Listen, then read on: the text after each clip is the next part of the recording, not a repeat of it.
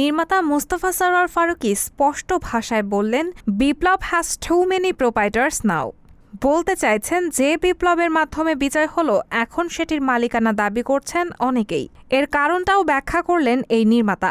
আজ দুপুরে ফারুকী এক ফেসবুক স্ট্যাটাসে বললেন, যেহেতু বিপ্লবে স্টেক হোল্ডার ছিল অনেক, সবাই মনে করছে এই বিপ্লব তার, সুতরাং দেশটা উনি বা ওনারা যেভাবে চাচ্ছে সেভাবেই গোছাতে হবে, চলতে হবে, যেটা ফ্যাসিস্ট সরকারও মনে করত। এটি যে স্টেক হোল্ডারদের ঠিক ভাবনা নয় সেটিও মনে করিয়ে দিলেন। বললেন, প্রিয় ভাই ও বোনেরা, ৫ আগস্ট কোনো বিশেষ মতাদর্শের পক্ষে ম্যান্ডেট প্রদান করে নাই জনগণ। এটা পরিষ্কার মাথায় রাখা ভালো। ৫ আগস্ট জনগণ হাসিনার দুঃশাসন থেকে মুক্তির রায় দিয়েছে। ফারুকী মনে করেন, নিজের মতবাদ বা মতাদর্শ রাষ্ট্রের ওপর না চাপিয়ে জনগণের কাছে যেতে, অর্থাৎ জনগণের ভোটাধিকারের প্রতি জোর দিয়েছেন নির্মাতা। তার ভাষায়, এখন যার যা এজেন্ডা আছে, কী ধরনের সরকার বানাতে চান, দেশটাকে কী রকম করতে চান, এগুলো নিয়ে জনগণের কাছে যান।